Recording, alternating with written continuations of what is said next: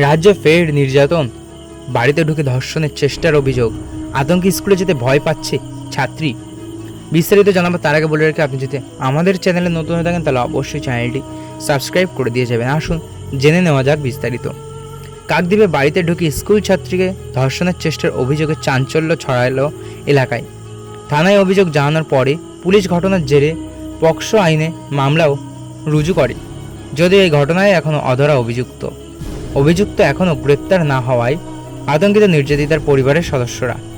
ঘটনার পর আতঙ্কিত ছাত্রী ভয়ে স্কুলেও যেতে চাইছে না। আগামী 13ই সেপ্টেম্বর থেকে শুরু হচ্ছে একাদশ শ্রেণীর প্রথম সেমিস্টারের পরীক্ষা। এই ঘটনার পর আতঙ্কিত ছাত্রী স্কুলে পরীক্ষা দিতে যেতেই ভয় পাচ্ছে। পরিবারের দাবি, ঘটনার পরই থানায় অভিযোগ জানিয়ে এসেছিলেন তারা, কিন্তু এখনও পর্যন্ত অভিযুক্ত গ্রেপ্তার হয়নি বলেই খবর।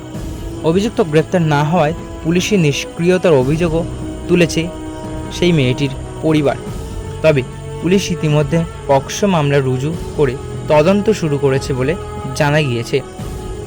নির্যাতিত ছাত্রীর অভিযোগ, ওই দিন রাত 11:30 নাগাদ নিজের ঘরে ঘুমোচ্ছিল। সেই সময় চিলেকোঠা দিয়ে অভিযুক্ত ছাত্রীর ঘরে ঢোকে।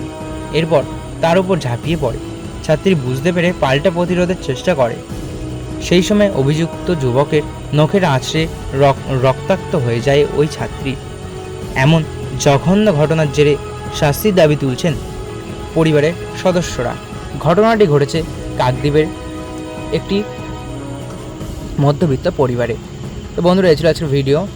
এরকম নিত্য নতুন খবর পেতে চ্যানেলটিকে অবশ্যই সাবস্ক্রাইব করে দিয়ে যাবেন এবং ফেসবুক পেজ হাইলাইট বাংলাকে অবশ্যই ফলো করে দিয়ে যাবেন। ধন্যবাদ।